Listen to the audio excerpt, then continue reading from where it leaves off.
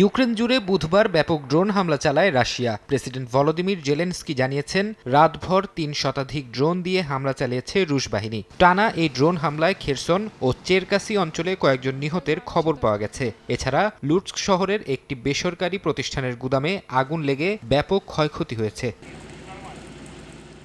চলমান সেনা অভিযানে বড় সফলতার দাবি করেছে রাশিয়া। তারা ইউক্রেনের লুহান্স্ক অঞ্চলের পূর্ণ নিয়ন্ত্রণ নেয়ার কথা জানিয়েছে। রুশ প্রতিরক্ষা মন্ত্রণালয়ের দাবি, তাদের ওয়েস্ট সামরিক গ্রুপ এই অঞ্চল দখলে নিয়েছে। লুহান্স্কের পাশাপাশি খার্কিভ এবং জাপোরিঝিয়ার কয়েকটি গ্রামও দখলে নেয়ার দাবি করেছে মস্কো। ক্রেমলিনের মুখপাত্র দিমিত্রি পেসকভ জেলেনস্কিকে হুঁশিয়ারি দিয়ে বলেছেন, ডনবাস থেকে সেনা প্রত্যাহারের সিদ্ধান্তটি ইউক্রেনের অনেক আগেই নেওয়া উচিত ছিল।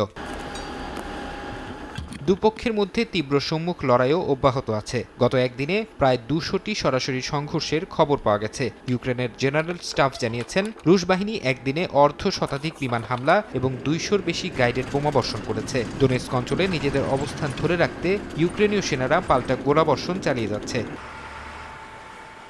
হামলা পাল্টা হামলায় দুই পক্ষই ব্যাপক ক্ষয়ক্ষতির দাবি করছে। রাশিয়া জানিয়েছে, তারা ইউক্রেনের জ্বালানি অবকাঠামো, ড্রোনের গুদাম এবং বিদেশি ভাড়াটে যোদ্ধাদের আস্তানা সহ ১৫০ শতাধিক স্থানে নিখুঁত আঘাত এনেছে। অন্যদিকে ইউক্রেনের দাবি, তারা গত একদিনে রাশিয়ার ২,০০০-এরও বেশি ড্রোন ভূপাতিত করেছে। যুদ্ধের এই ভয়াবহতার মাঝে ইস্টার উপলক্ষে একটি যুদ্ধবিরতির প্রস্তাব দিয়েছিলেন ভলোদিমির জেলেনস্কি। ইউক্রেনের জ্বালানি অবকাঠামোতে হামলা বন্ধ রাখার আহ্বান জানিয়েছিলেন তিনি। তবে তার এই প্রস্তাব প্রত্যাখ্যান করেছে রাশিয়া। রুশ পররাষ্ট্র মন্ত্রণালয় জেলেনস্কির এই প্রস্তাবকে সস্তা প্রচারণা বলে উড়িয়ে দিয়েছে। মস্কোর দাবি, এই বিরতি নিয়ে ইউক্রেন মূলত তাদের সেনা পুনর্গঠন ও শক্তি সঞ্চয় করতে চায়, যা যুদ্ধে রাশিয়ার উদ্দেশ্যকে ব্যাহত করবে।